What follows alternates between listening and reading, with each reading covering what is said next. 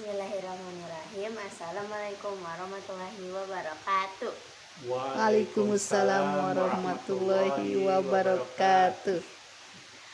Pertama-tama, marilah kita panjatkan puji serta syukur kita kepada Allah SWT yang telah memberi kita nikmat sehat sehingga kita bisa kumpul di rumah yang insya Allah berkah ini. Dua, salawat serta salam kepada Nabi kita Nabi Muhammad Sallallahu alaihi wasallam. Pada kesempatan kali ini aku QL ingin berkultum tentang bernazar. Sebelumnya nazar itu apa sih? Nih ya, nazar adalah suatu niat untuk melakukan amal ibadah ketika keinginan kita tercapai. Contohnya, misalkan aku bernazar kalau misalkan aku nilainya 100, aku bakal ngasih buku cerita ke teman aku. Nah, kalau misalkan beneran tercapai keinginannya, berarti aku harus ngasih buku cerita ke teman aku gitu. Nah, Abdul Muthalib pernah bernazar. Beliau berkata, apabila aku mendapatkan 10 anak laki-laki, seperti waktu itu aku menggali sumur Zam-Zam, maka aku akan menyembelih salah satu di antara mereka sebagai kurban untuk Tuhan. Nah, ternyata takdir memang menentukan demikian. Abdul Muthalib diberi 10 anak laki-laki, dan ketika semuanya sudah beranjak dewasa, Abdul Muthalib sudah tidak memperoleh anak lagi. Nah, habis itu dipanggillah ke 10 anak laki-lakinya itu. Lalu Abdul Muthalib berkata, dulu aku pernah bernazar untuk menyembelih salah satu dari kalian sebagai kurban untuk Tuhan. Nah, di situ ke-10 anak laki-laki tersebut memahami persoalan itu, tetapi mereka juga melihat mata ayah mereka yang penuh kebingungan dan berkaca-kaca. Lalu Abdul Muthalib berkata lagi, tetapi aku tidak tahu siapa yang akan kusembelih. Maka dari itu aku akan mendatangi Jurukid untuk menentukan hal tersebut. Nah, datanglah Abdul Muthalib ke Jurukid di depan dewa-dewa tertinggi di Ka'bah.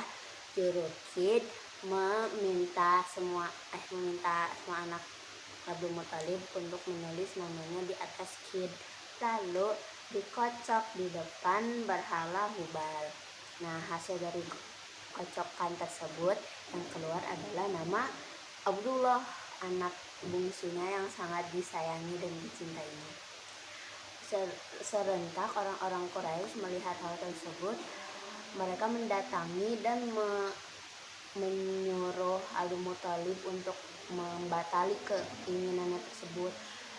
Ada yang berkata, batalkanlah keinginanmu itu Abdul Muthalib, mohon ampunlah kepada berhala Hubal agar kamu bisa membatalkan nazarmu.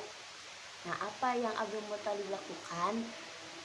Abdul Muthalib tetap membawa Abdullah ke tempat untuk menyembelih, tetapi banyak orang-orang Quraisy tetap meyakini dia untuk tidak menyembelih Abdullah. Nah, akhirnya hati Abdul Muthalib luluh dan Abdul Muthalib bertanya kepada yang lain, apa yang aku bisa lakukan agar membatalkan nazar ini. Nah, bisa ada yang menjawab, bisa melalui tebusan. Lalu dilakukanlah tebusan itu sama Abdul Muthalib. Setelah diadakan perundingan, mereka sepakat untuk mendatangkan seorang dukun di Yathrib. Nah, terus eh, dukun tersebut bertanya, berapa tebusan kalian? Katanya tuh 10 ekor unta.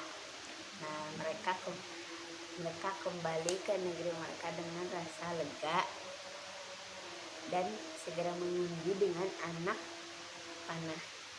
Nah, ini tuh cara ngundinya tuh nanti kan tebusannya 10 ekor unta, mereka harus menyediakan 10 ekor unta itu, terus undi antara unta dan anak itu. Jika yang keluar nama Abdullah, maka tambahkan jumlah untanya, terus diundi lagi sampai dapat nama unta itu pokoknya ya.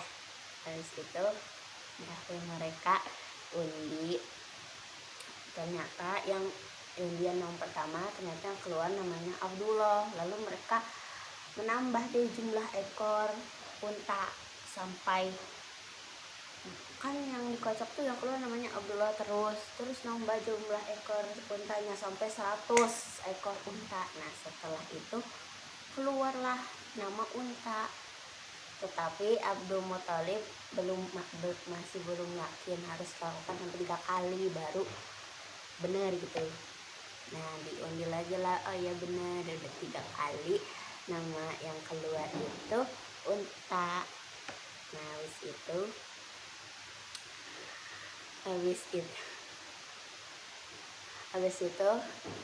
100 ekor unta itu disembelih dan dibiarkan begitu saja tanpa disentuh manusia dan hewan-hewan lain, karena mereka beranggapan bahwa unta itu untuk dewa.